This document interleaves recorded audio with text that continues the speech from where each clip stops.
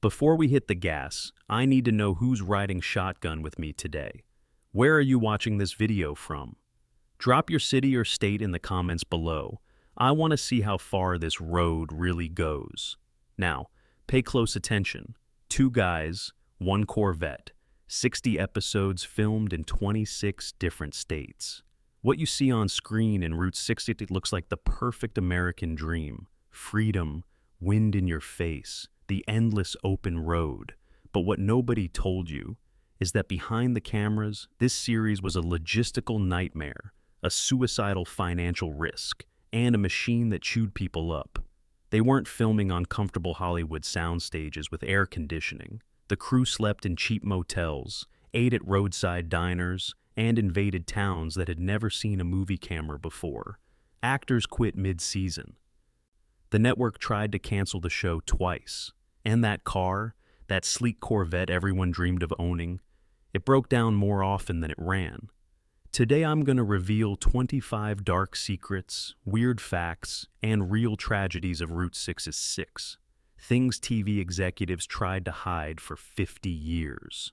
And if you stick around until the very end, I'll tell you about a secret deal General Motors made that changed television forever, and the tragic fate of the original car. Buckle up. This road doesn't have a map. Let's start with fact number 1, the pilot that never existed. Most TV shows follow a sacred ritual. You film a test episode, show it to the suits, pray they like it, and wait for approval. It's safe, it's predictable. But Route 6, no. This series was born from a bluff. Creator Sterling Silliphant walked into CBS with nothing but an abstract concept and a handshake. The idea was insane. 2 young men driving across America in a Corvette, searching for purpose, taking odd jobs, meeting people, and moving on. No home base, no recurring sets, no studio. The executives looked at him like he was crazy. How do you film a series without a soundstage, they asked? How do you control costs when the entire production moves to a different city every week? Silliphant didn't have the answers. He just had faith. And somehow, inexplicably, CBS said yes. They greenlit an entire season without seeing a single frame of footage. It was a blind gamble that could have bankrupted the production company in the first week. But they believed the road itself would be the star, and when the camera started rolling in 1960, there was no turning back. But that gamble leads us straight to fact number 2. The car wasn't just a prop, it was a trap. That Corvette wasn't there by accident. General Motors didn't pay to be in the show. They provided the show. It was a brutal barter deal. Every new season, Chevrolet delivered a brand new Corvette to the production, completely free of charge. In return, the car had to be visible in nearly every scene. Think about it. Close-ups of the dashboard, lingering shots of the grille, the camera caressing the bodywork. It wasn't just storytelling, it was a 1-hour commercial disguised as an existential drama. And it worked terrifyingly well. Corvette sales exploded after the premiere. Dealerships couldn't keep them in stock. Young men walked into showrooms asking for the Route 6 car, except, and here is fact number 3, it was a mechanical lie. On TV, the Corvette was invincible. In real life, it was a temperamental piece of junk. Those cars broke down constantly. Overheating engines, blown transmissions, bizarre electrical failures in the middle of the desert. The production had to keep backup vehicles on standby, sometimes 3 or 4 hidden just out of frame. When the hero car died in the middle of nowhere, which happened more than you'd think, the crew panicked. They had to tow it to the nearest town, wake up some local mechanic at 3 a.m., and pray they could get it running before they lost the daylight. That symbol of power you saw on screen, purring smoothly, half the time it was being pushed into the shot by the crew. And this connects to fact number 4, the engineering of illusion. The production created a fantasy so perfect that people forgot 1960s sports cars weren't built to cross the country non-stop. The show sold the idea that you could take a high-performance vehicle and treat it like a tank. The reality behind the scenes proved the opposite with every mile. but GM smiled while the checks cleared. Now, let's talk about the people inside the machine. Fact number 5, the casting of opposites. Martin Milner, who played Todd Stiles, wasn't the first choice. The role was originally offered to a young actor named George Maharis, but the producers looked at Maharis and saw something different: danger. They wanted Maharis for the rougher role, the street-smart drifter, Buzz Murdoch. For Todd, they needed contrast. Todd was supposed to be clean-cut, privileged, a Yale graduate searching for meaning after his father's death. They needed that good boy energy, that boy next door appeal. Milner auditioned twice. The first time he was rejected. They told him he was too soft. He came back a second time, but with an edge, a quiet intensity that made the character feel real instead of perfect. He got the role 48 hours before filming began. No rehearsals, no chemistry tests with Maharis, just a plane ticket to Kentucky and a call sheet. This creates fact number 6, the chemistry of strangers. When Milner showed up on set, he had memorized his lines, but he had no idea who his co-star was. They met for the first time in front of the cameras, in a diner, filming the opening scene of the series. That awkwardness you see in the beginning, that tension, it wasn't acting. It was two strangers trying to figure out how to work together while the director screamed action. And somehow, the magic happened. The chemistry was instant, two opposites attracting. It didn't feel like TV, it felt like survival. And speaking of survival, let's go to fact number 7, guerrilla filmmaking. The show filmed in real locations, which sounds very romantic and artistic, until you realize what that actually means. They didn't have permits in half the towns they visited, no union crews to protect them, no luxury trailers, no catering. It was a skeleton crew showing up in small-town America with cameras, lights, and 2 actors in a sports car. Sometimes the locals welcomed them, other times, not so much. In one Texas town, the sheriff shut down production and kicked everyone out because he didn't like how the script portrayed the police. In another, the crew was chased out by angry residents who thought Hollywood was making fun of them. It was the Wild West. They filmed, they ran, and they hoped they wouldn't get arrested. Which leads us to fact number 8, scripts written on napkins. The production schedule was a logistical nightmare. They would scout a location, write a script around it, film for 5 days, pack up, and drive to the next state. No reshoots. If the scene was bad, too bad, it aired anyway. Sterling Silliphant later admitted that half the episodes were written on the road. Scripts were delivered to Milner and Maharis hours before they had to perform. One guest actor said it felt less like making a television show and more like running from one emergency to another. But that chaos, that absolute unpredictability, it bled onto the screen. Route 6 felt alive because, behind the scenes, it was literally falling apart. But here is something deeper. Fact number 9, the shadow of Kerouac. Many people accuse the series of being a sanitized copy of Jack Kerouac's book, On the Road. The producers denied it to their graves, of course, mostly for copyright reasons. But the soul was there, the restless search, the refusal to conform to the suburban American life of the 50s.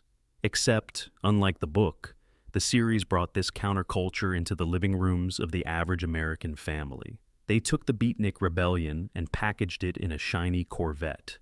It was a cultural Trojan horse. You turned on the TV to see the car, and you ended up questioning the meaning of your own life. But don't be fooled. This search for meaning had a real physical cost. Fact number 10, the danger wasn't faked.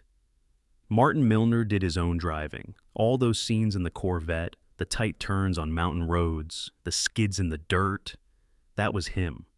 The production didn't have the money to pay for stunt coordinators in every different state.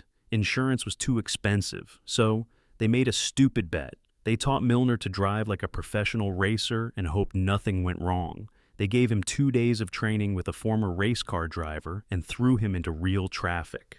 Milner admitted later that he spent the first month of filming terrified. His hands would shake on the wheel, but over time, he got good, too good. He started taking risks. In one episode filmed in Colorado, he took a curve at 60 mph and nearly rolled the car into a canyon. The crew screamed. The director almost had a heart attack. Milner, he just laughed, corrected the wheel, and kept driving. After that day, they put a speed limit on every scene, not for the car, but for the actor, because if he died, the show was over. But dangerous driving was the least of their physical problems. This brings us to fact number 11, the torture chamber on wheels. Everyone thought driving that convertible was the height of comfort. The truth? Milner called that car a torture device. The seats were hard, the suspension was sporty, red, non-existent on bad roads. And after 12 hours of filming in that cramped cockpit, his back would scream in agony. And there was the heat. During summer shoots in Texas and Arizona, the interior temperature hit 130 degrees Fahrenheit. There was no air conditioning. Milner would finish a take drenched in sweat, dizzy, on the verge of fainting. The crew had to keep ice packs ready to throw on him the moment the director yelled, "Cut!" And the noise...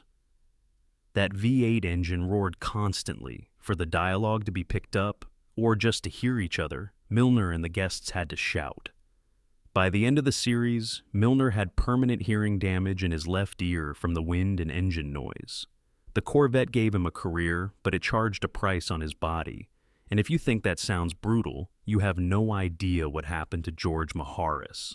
What comes next isn't just about discomfort, it's about total collapse. It's about the moment reality broke the fiction and nearly destroyed the series forever. We stopped at the edge of a cliff, literally and metaphorically. But what happened next wasn't a stunt. It was a medical emergency. Fact number 12, the collapse of George Maharis. For years, the tabloids painted George Maharis, the guy who played Buzz, as a diva. They said he was difficult, that he walked off the show because he wanted more money or a movie career. That was the official narrative. The truth was much uglier. Maharis didn't quit because of ego. He quit because the show was killing him. The schedule was inhuman. 6 days a week, 14 hours a day, traveling between states on the 7th day. No breaks. In 1962, during the 3rd season, Maharis was diagnosed with infectious hepatitis. His liver was failing. His body was shutting down from stress, lack of sleep, and the relentless grind of the production. Doctors told him to stop working immediately or he would die. He refused. He felt loyal to the crew, to Milner, to the show. So he kept filming. He kept pushing until his body gave him no choice. He collapsed on set, not once but twice. The second time, he couldn't get back up. He was rushed to the hospital, and the producers, desperate to keep the machine running, actually pressured him to return before he was fully recovered. When he finally said enough and walked away, it wasn't a career move, it was self-preservation. And that leads to fact number 13. The show tried to erase him. When it became clear Maharis wasn't coming back, the network panicked. Instead of handling it gracefully, they tried to rewrite history. They wrote Buzz out of the scripts with vague excuses. A mysterious illness, a sudden departure. They didn't give the fans closure. They just ripped the heart out of the show and expected it to keep beating. But you can't replace a soul. And that brings us to fact number 14, the hated replacement. Enter Glenn Corbett as Link Case. Imagine being the guy hired to replace the most popular character on television. Corbett was a Vietnam veteran character, darker, more haunted. On paper, it worked. In reality, it was a disaster behind the scenes. When Corbett arrived on set in Mississippi, the reception was freezing. The crew missed Maharis. They resented Corbett for being there. Martin Milner was professional, but distant. There was no instant chemistry this time. Corbett later said he felt like an intruder in someone else's marriage. For weeks, the tension on set was unbearable. Scenes felt forced. The dialogue was stiff. The fans hated him. They sent angry letters to CBS demanding Buzz back. It took almost half a season for Corbett and Milner to find a new rhythm. a darker, heavier dynamic. But the show never fully recovered. It had lost its spark, but the tension wasn't just between the actors. Fact number 15, the war behind the camera. This is something almost nobody discusses. We talk about the actors, but the crew was falling apart, working 60 to 70 hours a week, living in motels for months on end, away from their families. It broke people. There were reports of fistfights breaking out between crew members over minor things, a misplaced light, a cold coffee. They were exhausted. Alcoholism became a problem among the production team. It was a traveling circus, but one where the clowns were depressed and the acrobats were drunk. The romance of the road had worn off, leaving only fatigue. They were capturing the beauty of America while living in a personal hell. And sometimes that hell was literal. Fact number 16, banned in the South. Route 6 liked to think of itself as apolitical, but you can't drive through America in the 1960s without hitting the civil rights movement. In 1963, they filmed an episode called Good Night, Sweet Blues, featuring a friendship between a white character and an elderly black jazz musician. They filmed it in the Deep South. The local reaction was terrifying. The crew received threats. Police officers in some towns would follow the production trucks, looking for any excuse to arrest them or shut them down. They weren't just unwelcome, they were in danger. When the episode aired, several Southern affiliates refused to broadcast it. They censored the show because it showed a black man and a white man as equals. The network received letters from the KKK, but to their credit, the producers stood firm. They didn't apologize. They didn't cut the scenes. They just kept driving. But sometimes, the law caught up with them for other reasons. Fact number 17, the day everyone got arrested.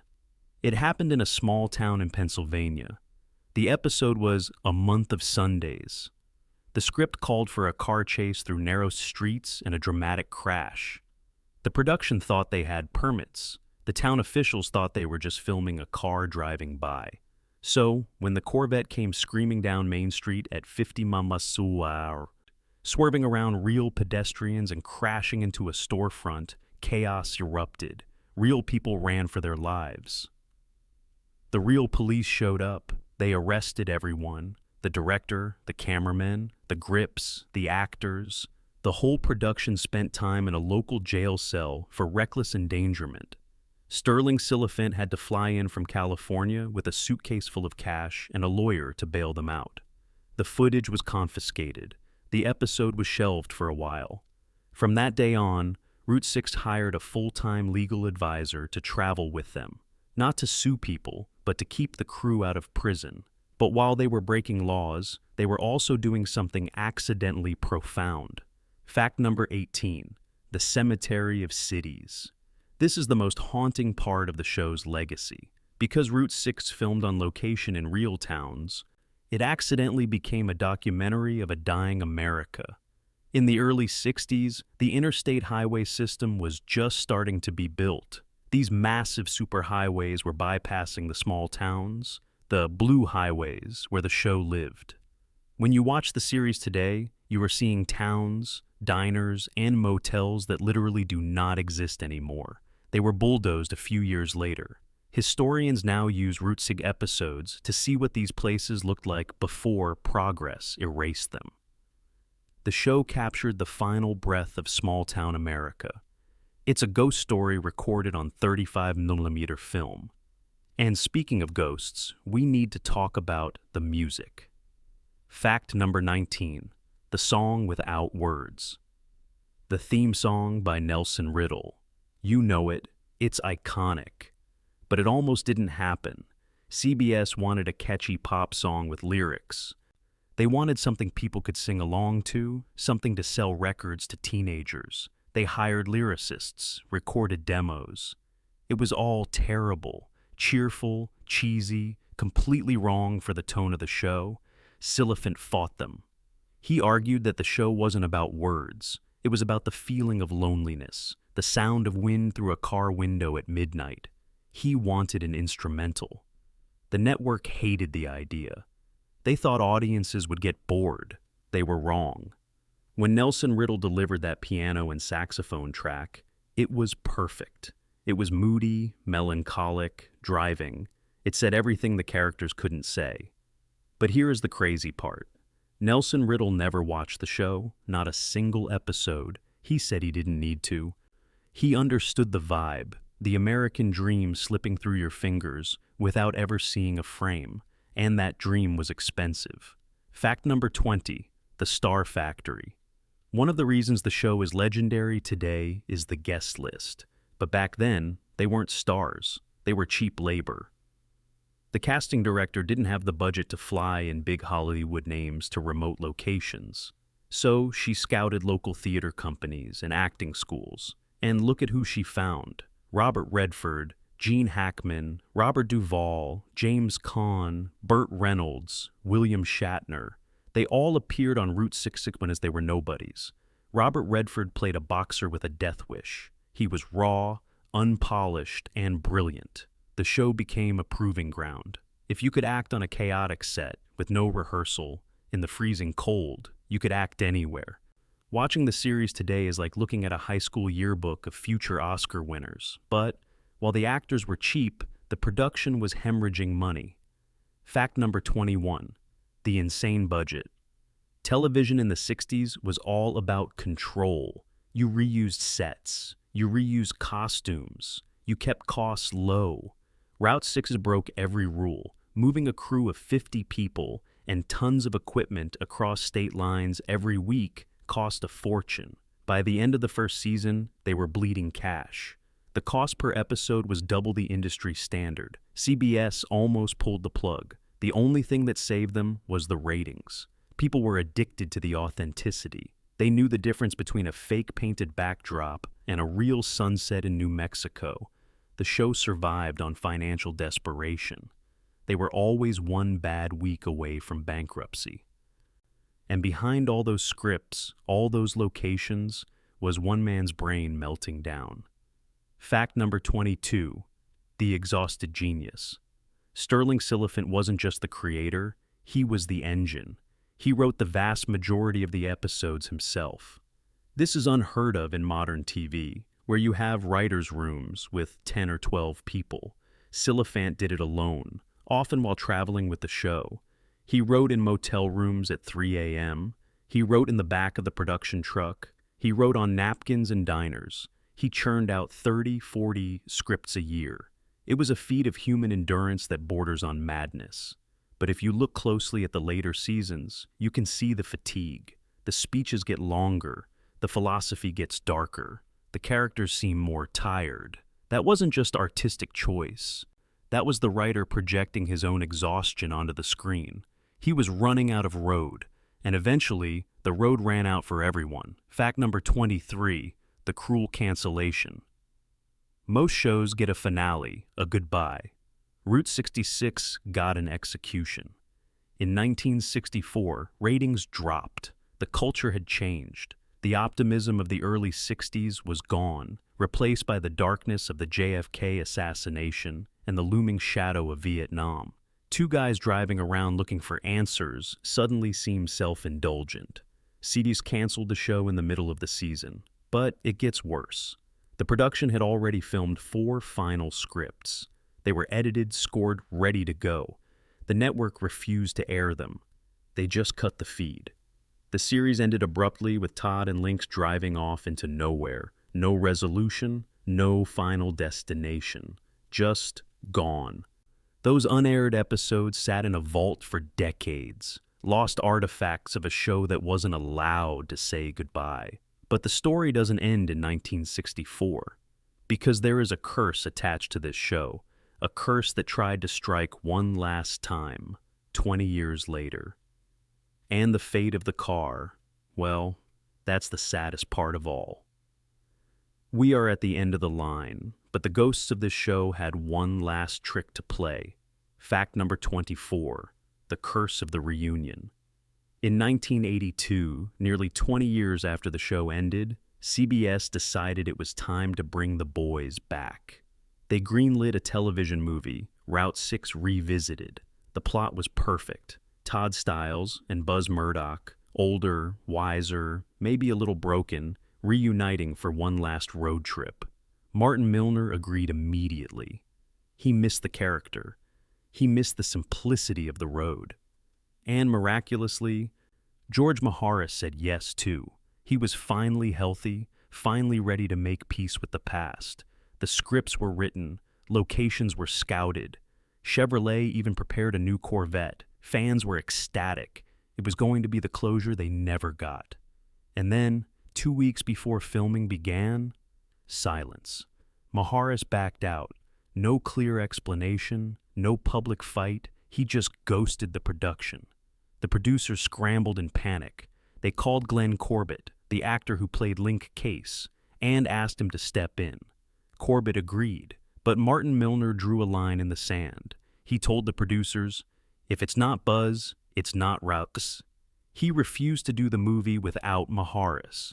The project collapsed instantly. The reunion never happened. The road remained closed. It was a harsh reminder that you can't go home again. Some bridges are burned forever, which brings us to the final, heartbreaking secret, the physical end of the dream. Fact number 25, the car was trashed. You would think that the final Corvette used in the series, the chariot that carried these characters into history, would be in a museum. You'd think it would be in the Smithsonian, polished and protected behind velvet ropes. You'd be wrong. After the series was canceled in 1964, Chevrolet took back the cars. To General Motors, they weren't icons.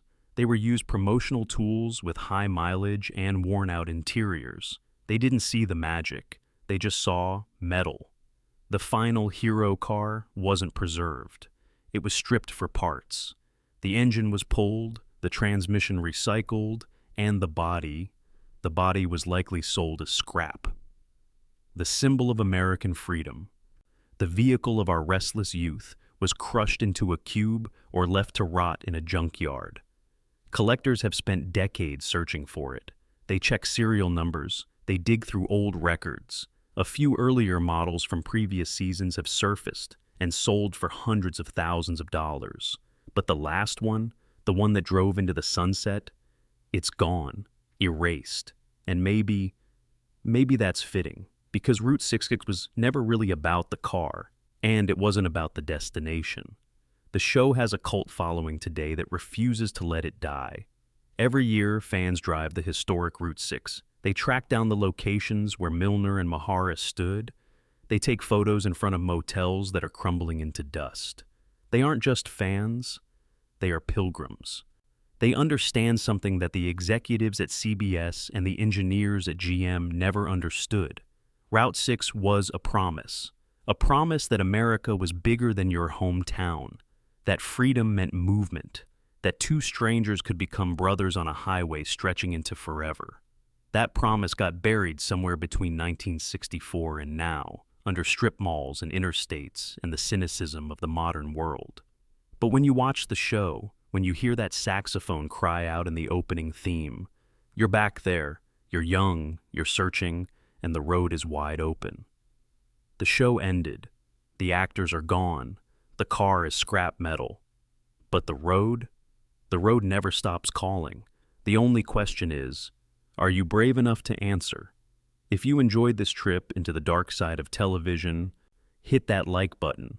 It helps us keep the engine running. And subscribe, because we have a lot more secrets to uncover. Until next time, keep driving.